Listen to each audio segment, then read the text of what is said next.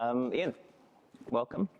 Last time we talked, was this week, but the time before that was a couple of years ago. Yeah. I think it was the first one of these that we did. So great to see you again in this context and with new work. There's a lot here, a lot of inspiration from different sources. Yes. So I'm keen to, I guess, delve into all of it. But I don't know, anything you want to lead with? Well, the title, "The Dutch Wives," it's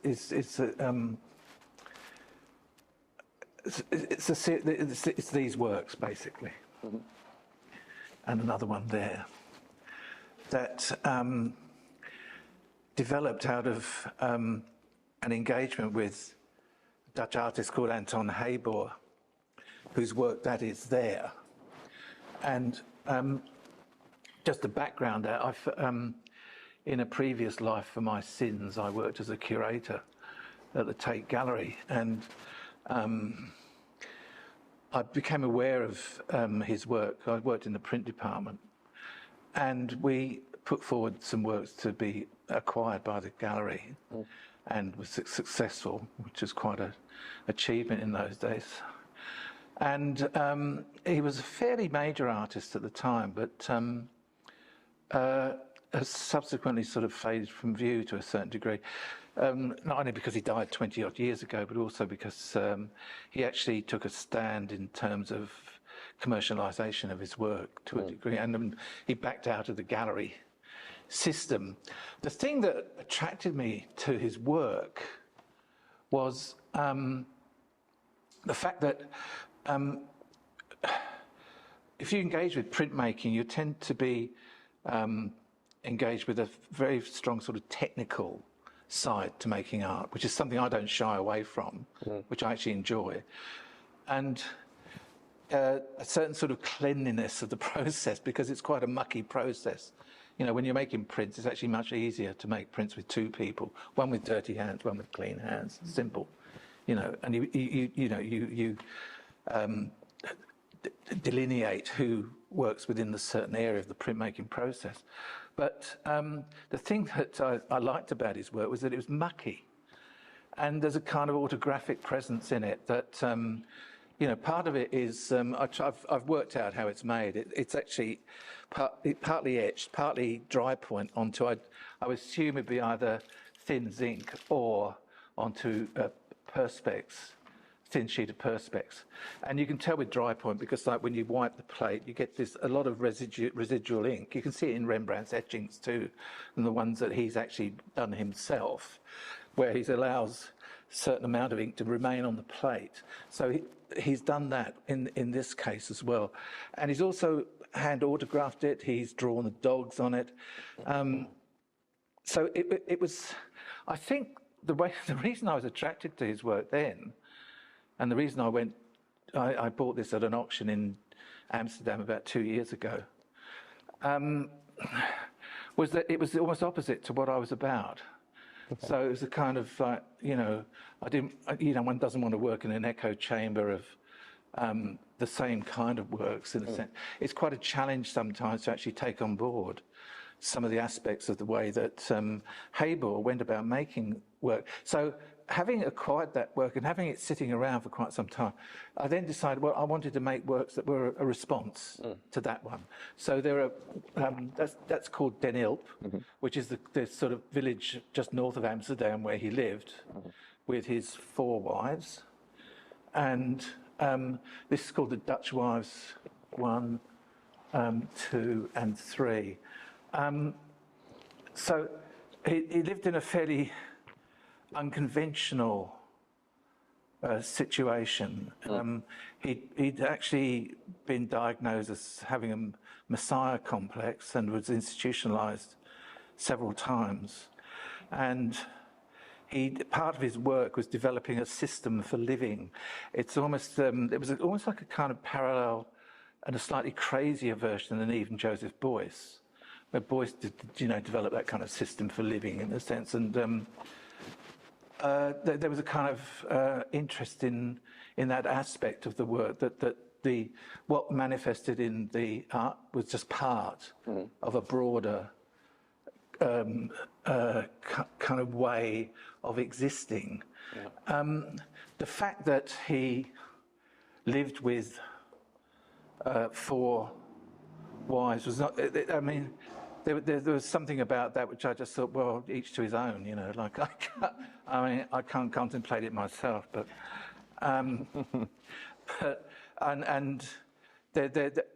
what has come through to me recently is that there might be criticism to a degree, a kind of almost retrospective criticism of the fact that I think to a certain degree he manipulated them. I think that, you know, maybe they were young and able to be manipulated, but those are elements that are part of the social side of it, not the art side as far as I'm concerned, because, you know, if we start sort of examining the lives of artists, you know, be striking off quite a few if you didn't approve of their lifestyle, you know? Yeah. So the thing about it was that I felt that he couldn't be judged by the way he lived. And I think that maybe he was able to make art and survive because this was a way of keeping it out of an institution to a degree. And I watched this documentary on him. And there's a quote from him in there, which I think is pertinent to what we're talking about. He says, "I do not consider myself an artist. The fact that some people find beauty in my signs, I love. The fact that they want to give money in exchange for them makes it possible for me to live my own abnormal life in freedom." Yeah. I totally concur with that. It's a way that I survived too. It's a way that most artists have survived. Is that, you know, we're not in it to make money. Sorry, Jan. But we make it because we can't help doing it most of the time. And I think that particularly when you are driven in the way, I mean, he was a particularly interesting, driven sort of person. I actually, Aki von Ogtrop, who was an art gallerist, and she still lives in Australia, but she did have a gallery space in Amsterdam. She showed my work there a couple of times in Amsterdam. And she met him. And recently I talked to Aki about it. And she said, yeah, she thinks he's a terrific artist, but a very deeply unpleasant person. So she just, you know, it was just clear. It was a clear thing. But you know, I find him fascinating. That's all. I mean, I love the work. Yeah. If more of it comes up in auction, I'll go for it. You know, I put in an absentee bid and I got it. I mean, I didn't know I was going to get it. You know, incredibly cheaply too. And this is a guy who's, you know, he's been in the Biennales and, you know, he's a lauded artist in Europe. I don't think anyone's really heard of him here. But it's like a lot of artists, European artists. They're not people who haven't heard of them. Yeah, and in the same documentary, talked about, you know, he had some paintings and was getting quite some renown from them. Yes. And he took them back, and I think he painted over them or something. Yes, he did. Yeah. He used to put works in exhibition, and none of them sold. Yeah. You get them back, and they just work over them again. But I think artists do that anyway. Yeah. You do it all the time. Yeah. You said something about, you know, it appears that he worked in an opposite style to you. I'm just curious to hear more about that. Well, I felt that he was, he took chances that I didn't take, and I envied that. Okay. I mean, I'm envious of other artists sometimes. For example? Just putting in a crazy dog like that, you know, I could never do it. You know, like I just, one thing that I liked and I took is, you know, he develops a kind of symbol for the female, and I sort of took that and I turned it into this. So these are the 4 Dutch wives. You know, there's something quite literal about that in a sense. But I think I liked I think I like the fact that he took chances that I probably wouldn't take. And you know, the more you do it and the older you get, the more you need to challenge yourself. And if I get challenged by that, that's working in my favour too. You know, that I don't think that. I mean, there's nothing worse than just seeing an older artist just repeating stuff and you know, working in a certain idiom and almost becoming detached from themselves in a sense. Although I think the best work that one makes is the stuff you feel most distant from. By, I don't know if there's a philosophical conundrum there. I don't know. Yeah.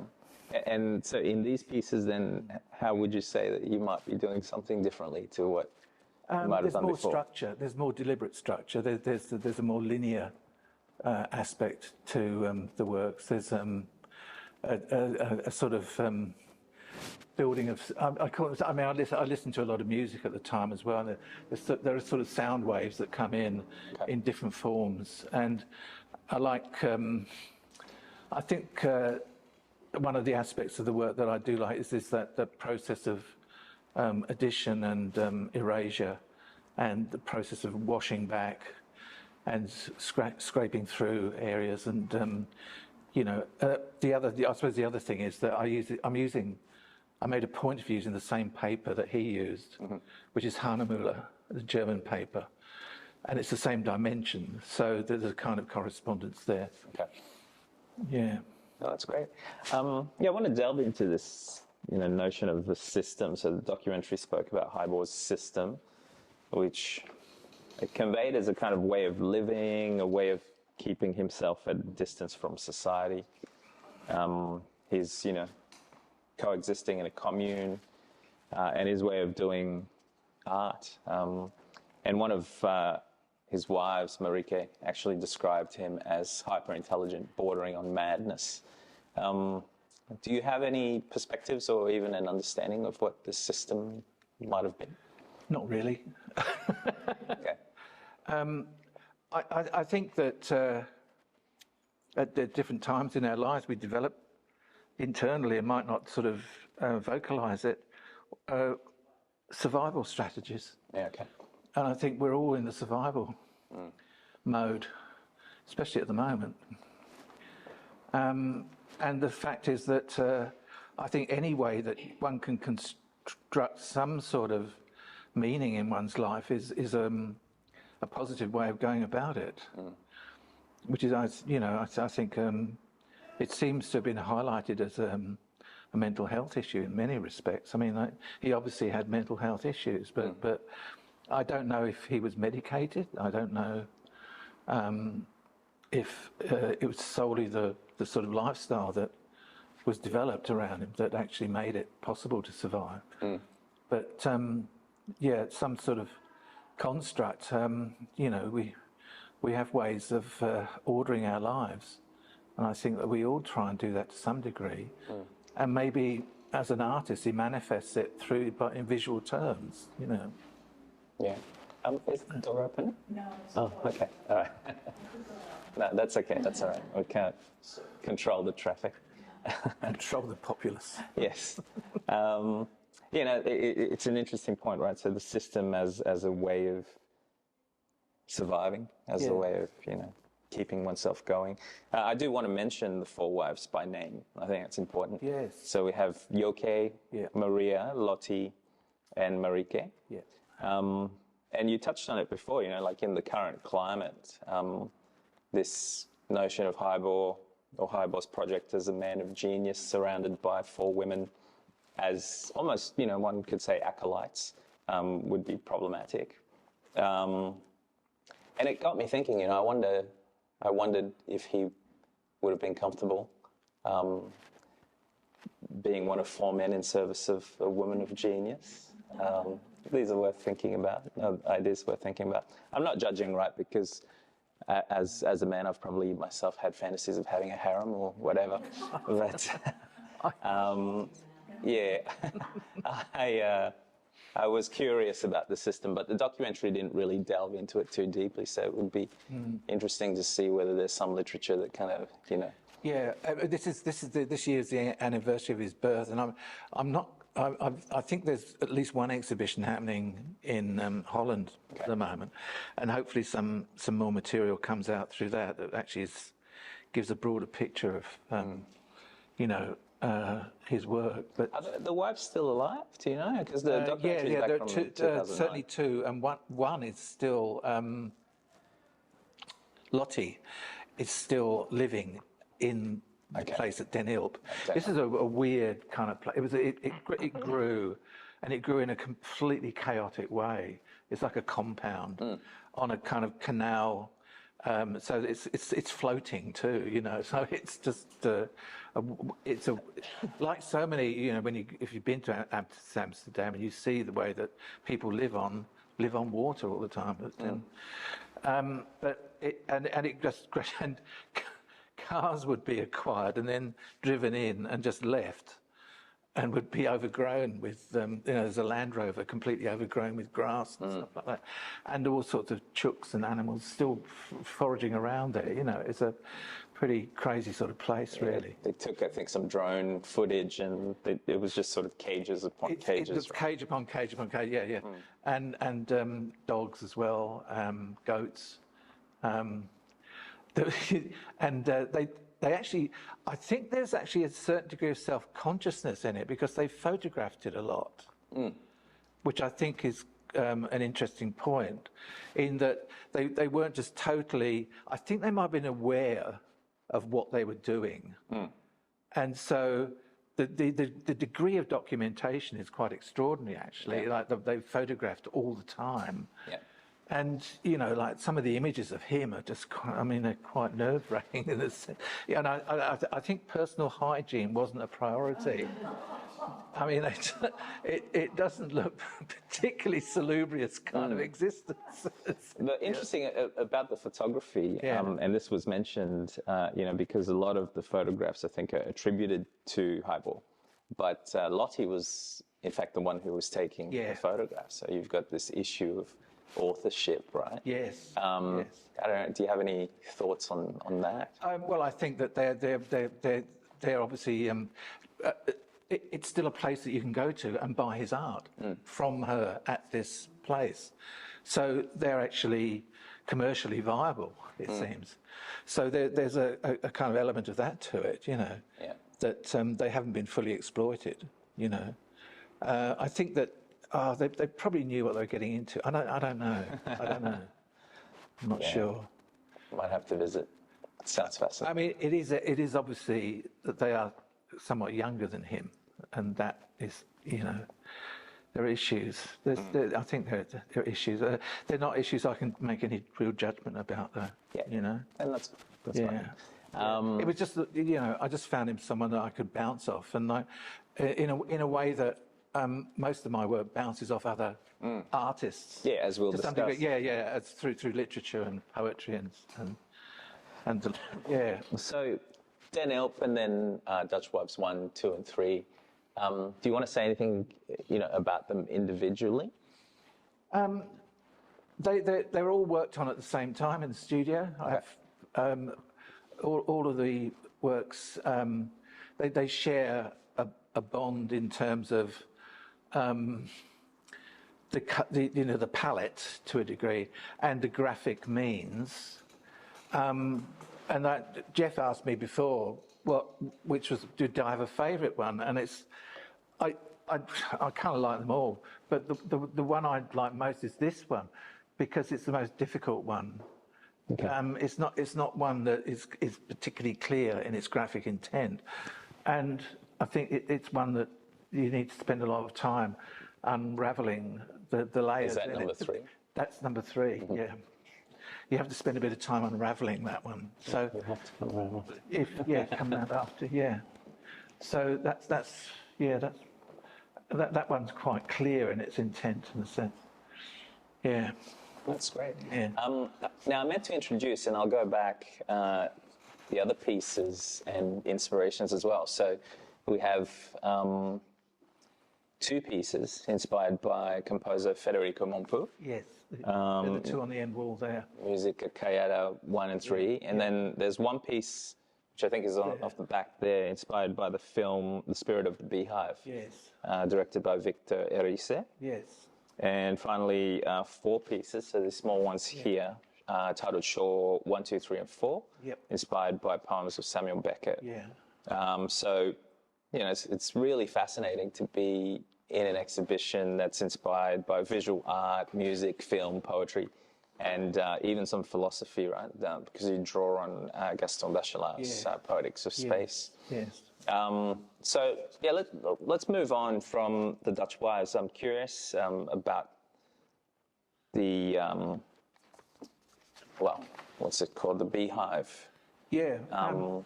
That was for a friend of mine, Martin Friedel, who died about a year ago. No, I lose track. People have been dying on me.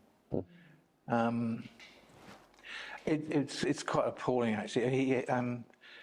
He died of cancer, and he's a very good contemporary composer based in Melbourne, and a friend of mine. And he was with a very old friend of mine.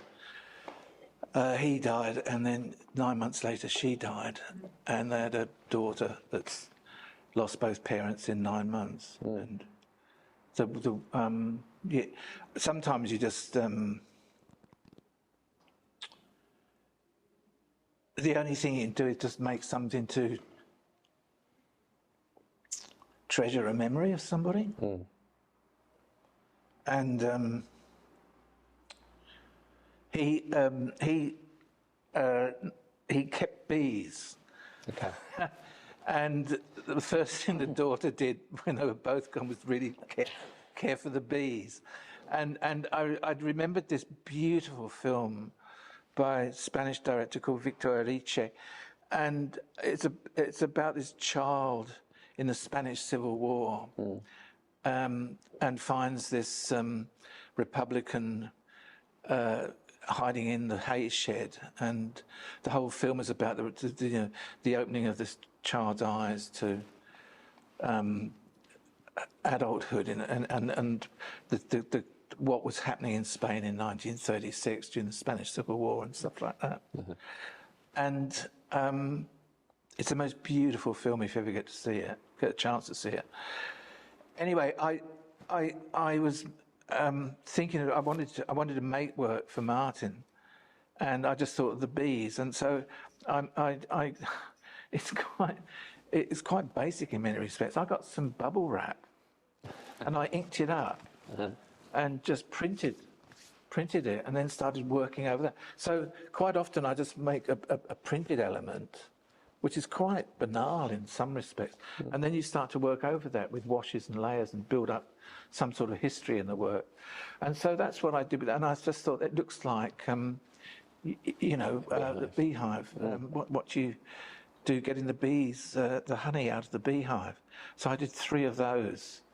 And I gave one to the daughter, and there's one here, and there's another one in the storeroom in there. Yeah, that's what I was going to ask, because there's oh no, that's the other piece, because there's 1 and 3, but 2 is missing. But so you made 3 of those as well. I made 3, yeah. The daughter has the other one. Okay. And it was a testament to him, I mean, that's quite close, quite raw in a sense, The Musica Calada is the lovely Catalan composer called Federico Montpou, who studied in Paris at this turn of the 20th century, and would be, I don't think he met Erik Satie, but he's kind of regarded as the kind of Catalan version of Erik Satie, with small piano miniatures in a sense, And I listened to this a lot, and I just try to make works that actually reflect the kind of rhythms and movements within the music, And then these are a whole new thing altogether, The Beckett is something that I've nursed for a while in terms of trying to find the. I think sometimes there's a synchronicity that happens in one's life, and there's a moment that yes, this is something that can happen, can come off the back burner and come to the front. And it was that when I, about a year and a half ago, I was in London, and I met with these friends of mine, Ian Brinton, who's a French translator, and Dick Humphreys, who's written about my stuff a fair bit. And we had a chat and lunch, and then I realised that this was the moment that this thing could happen, you see. And I floated the idea that we could do a new translation, the first new translation of the Beckett 4 poems. I'd made the images in 2020, and I gave them the images, and Dick wrote the preface for it's the book that's around here now, and then pulled it all together here in Brisbane and did it with Jason Grant in cahoots, and produced this new edition of the Beckett 4 poems.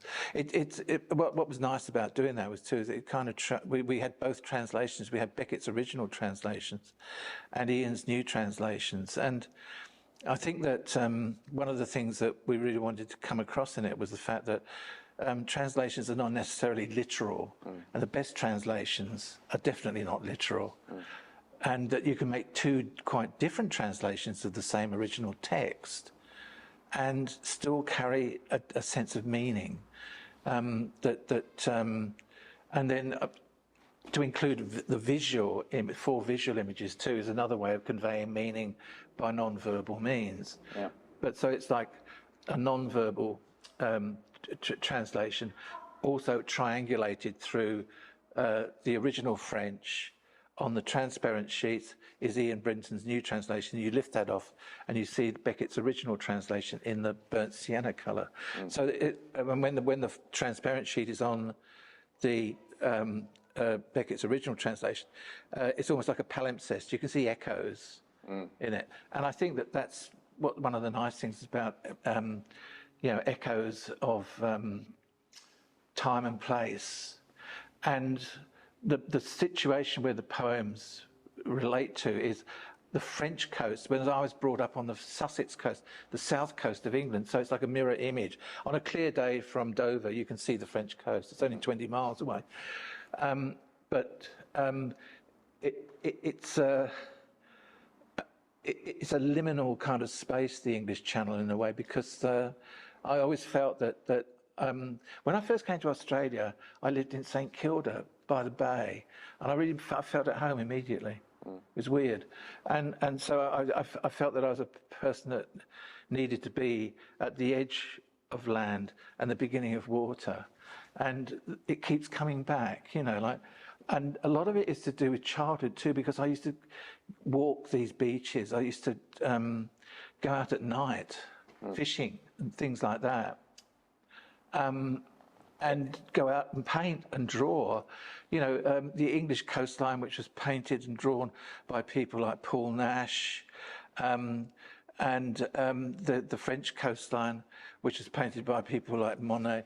Most particularly, the artist I'm interested in at the moment that I'm working off is Georges Seurat, who produced 5 sets of work from 5 different French ports on that north coast of France. So it all kind of makes sense to me, My method, my system of living is to live in the past and to revisit those aspects of a childhood and a youth, because I lived there until I was about 19. And then, when you go back to these places, it's like a Hobbesian version of in Leviathan, where imagination and memory collapse into one thing, which is this now. So that you can remember things, but they're not as you remember them. They're imagined. Yeah. And then it becomes a new thing. It becomes present. Yes, it's a beautiful project, and it's worth mentioning too. The books are there. Yes. For you to purchase, and it has copies of these in there, along with the 2 translations, so the Beckett translation as well as Ian Brinton's. Beautiful work. Can I ask a question? Why are they so small? Like we've got big words here. These are actually small. What difference does that make to you when you're doing these works? It challenges me. I mean, if I worked on the same size all the time, I'd just do it by rote. I could just do it, you know.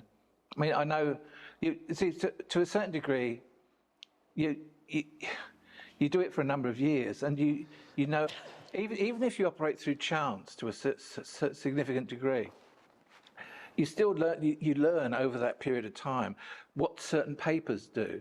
You know, like I've worked with lots of different papers, and I've learned to use certain papers for certain things that I might want to achieve.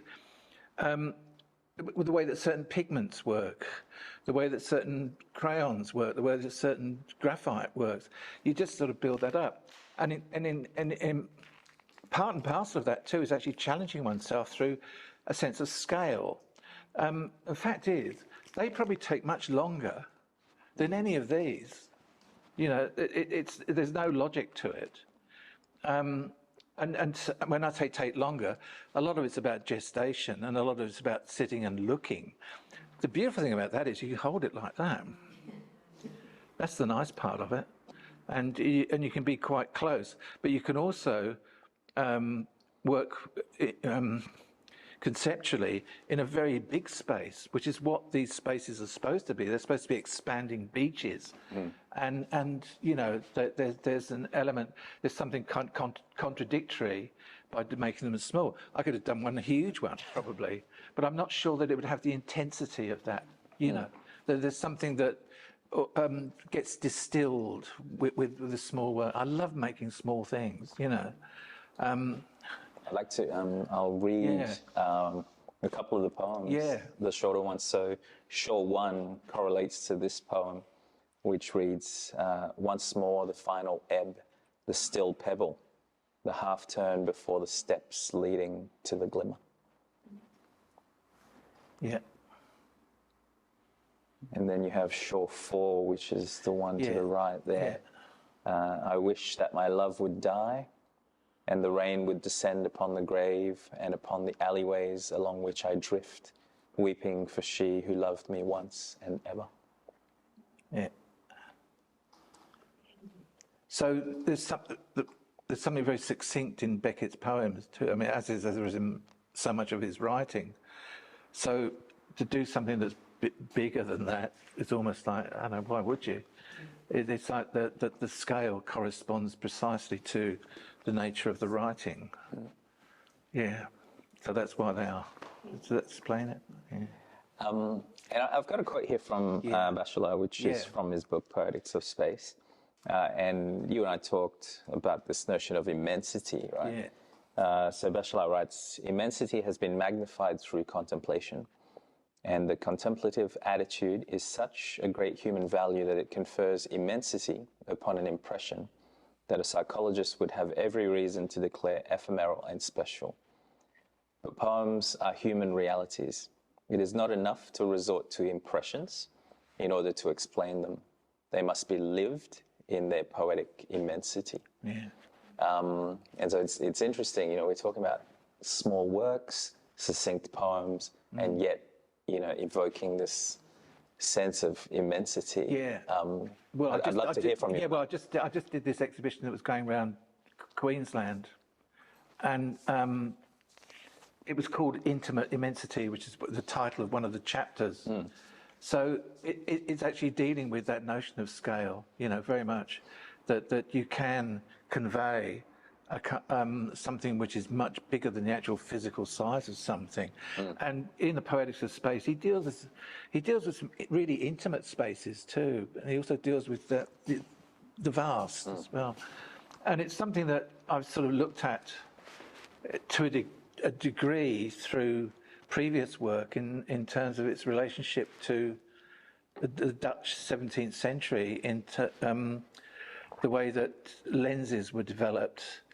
And one of the reasons I went to Holland last year was to go and see the Vermeer exhibition in Amsterdam. And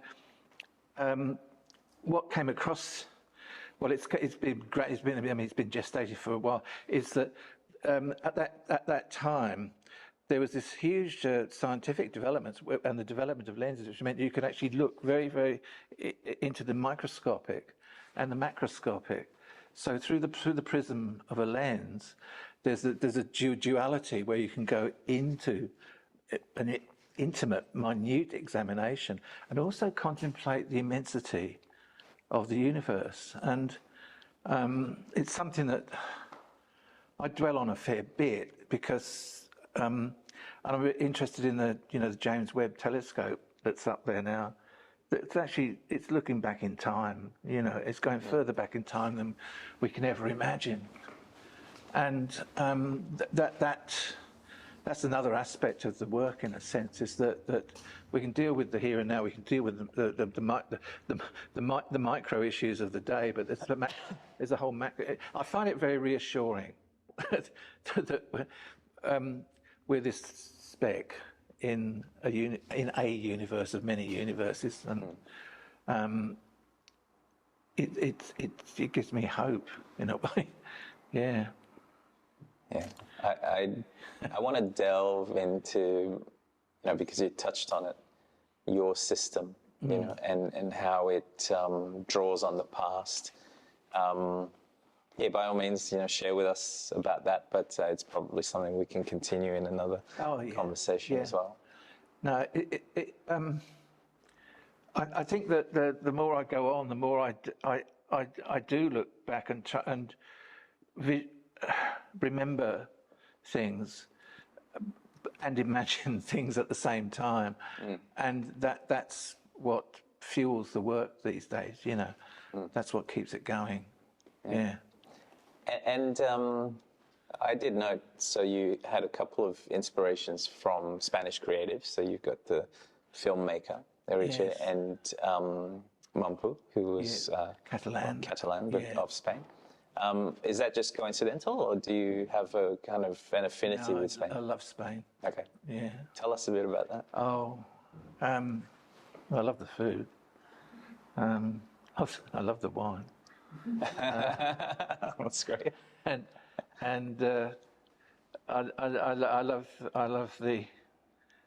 the Latin. It's funny, really. I love that Latin side of Europe. I'm not overly keen on Southern Renaissance art in Italy. I'm much more interested in Northern Renaissance through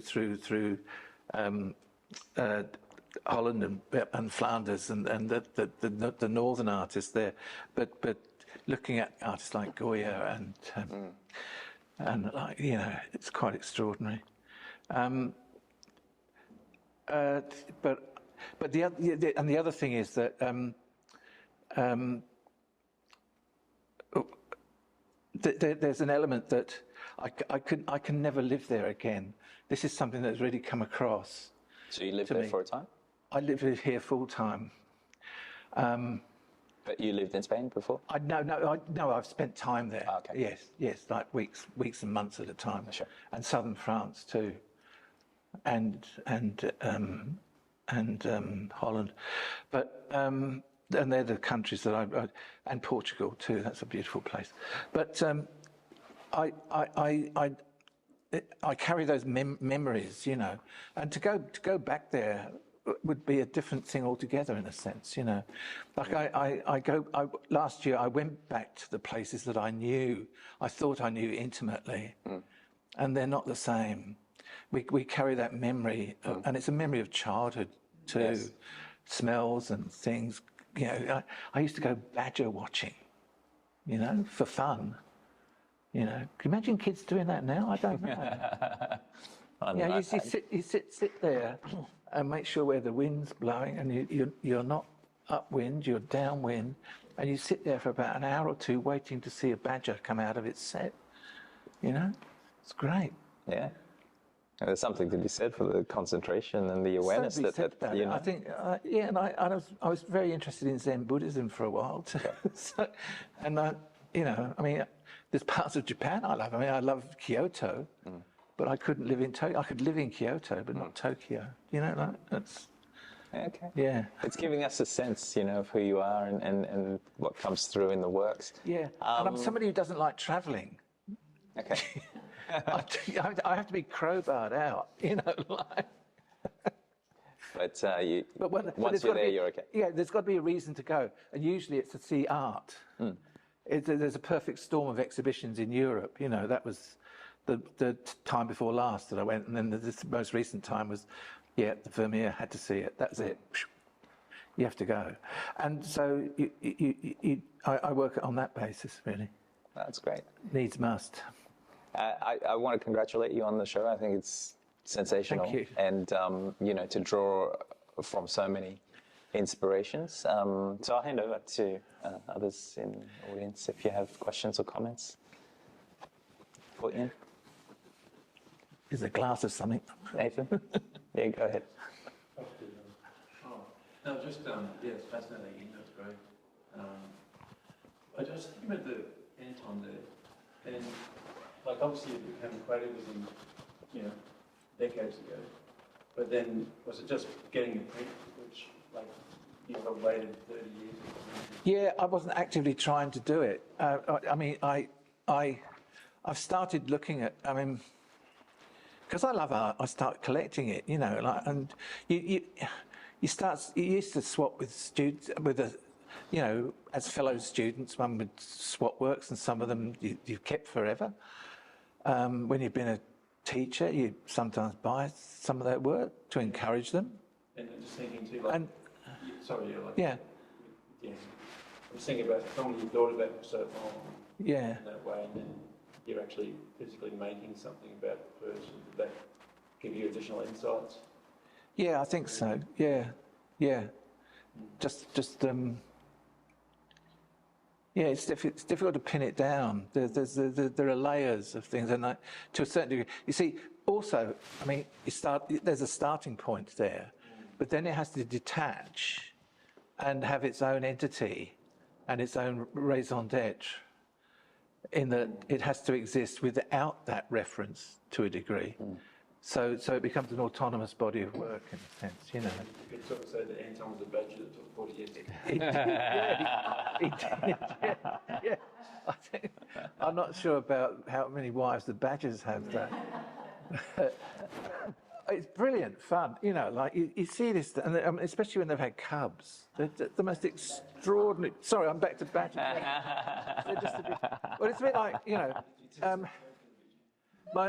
my partner, Robin, she said that my upbringing was a bit like being in Rupert Bear. You know, Rupert Bear lived in this idyllic kind of village, you know, and then there's Bill Badger, and then there's, you know, all these creatures that have a kind of certain sort of personality.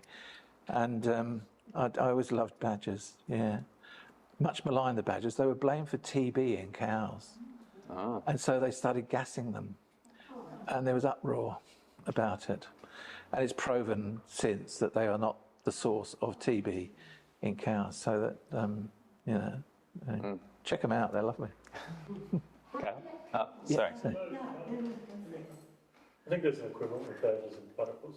yes. So the first time you see a platypus, Yeah, and you wait, you see the platypus first of all. yeah, But I'm interested in tease out something else. When you said distance, yeah. about talking about the distance between the work with the artist, trying to work that out. What I don't know what. you were talking about the best work on artists, you have to have some distance. Oh, yeah, yeah. Well, yeah, yeah. Well, but what I feel is that the works of mine that I feel most successful when I finish them, are the ones that I don't have to say anything about. I don't feel the urge to say anything, or so that one becomes more distant Yeah, exactly. from the immediacy of actually making the work. So I think that that's one of the important parts of the making process, is to be able to sort of separate yourself from them and let them go out into the world and see, do they survive, you know? Sometimes they do, sometimes they don't, you know. I mean, you know, there are so many artists that, you know, like have their moment in the sun and then and I think Haber might be one of those in a sense, you know. And I'm not trying to revive him or anything like that. It's just that was the starting point, you know. That was, yeah.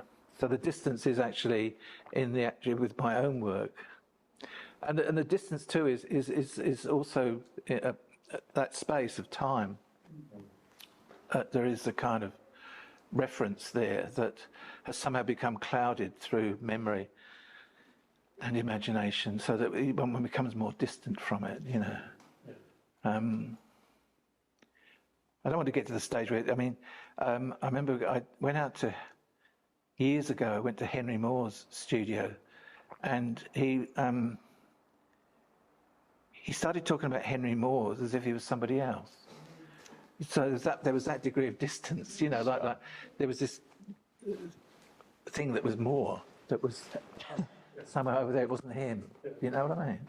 It's weird. It was very odd. The performance that was more.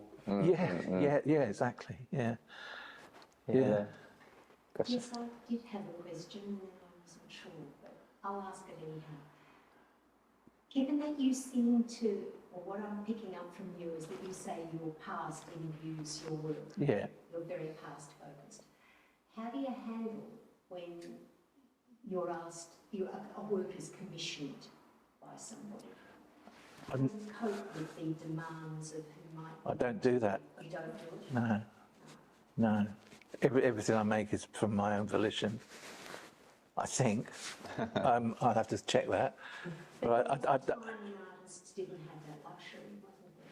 oh yeah, there was, yeah. But You're glad you're not there. yes, yeah, I am, yeah. And you know, there are ways of making a living. You know, I mean, you could work that way probably, but I don't know anyone. Not many people want my stuff. You know, I mean, no, I'd love to get commissioned, you know, but I don't know how I deal with it.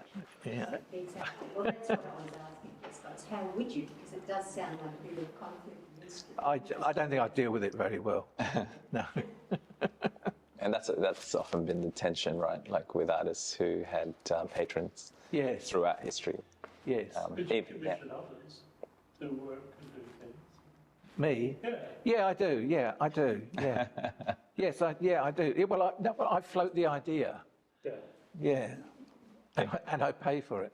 Yeah. Sounds like a commission to me. Yeah, I know. So I'm just trying to think where, you know, you may have already dealt with this, or maybe Nathan dealt with it the other night with his presentation too. But can you just talk a little bit about Beckett and what was did you already talk about Beckett going to the sea, or his interest in the sea, or is that? No, it's not. Why did he write these? Not an interest in the sea. They were just poems that he wrote. I mean, they resonate. That's I mean, something that resonate is an important word to me. That you connect with something because it resonates, and something about them just resonated with me in terms of them being about the French North Coast. It's not about the sea as such, you know. Yeah, because like there are lots of artists who've dealt with the sea. You know, I mean, some of my favourite Mondrian works are the plus and minus works that deal with the coast of northern Europe. But I think that Beckett is. I don't know if you studied literature and you continue to read quite a lot as I do. It's someone you can't avoid. It's somehow, isn't it? And there are elements of, and Beckett, as Dick Humphreys pointed out in his essay, is a writer who was really connected to visual art. And I'm always interested in writers too, like Nathan here and Laurie Duggan really have a connection with visual art, you know. And I think when there's that kind of interchange can occur, and it's not forced or anything like that, it's a shared table, isn't it? It's a shared table of literature and visual art that somehow just I mean, we can sit and talk about all sorts of, and it's just comes out, you know, because you're familiar with the literature to a degree, and the music too, a shared interest in some fairly challenging music sometimes. I don't know, but you know, that's one of the things that you deal with, you know. And dealing with Beckett is one of the joys of life, I think. I mean, it can be profoundly affecting, I think.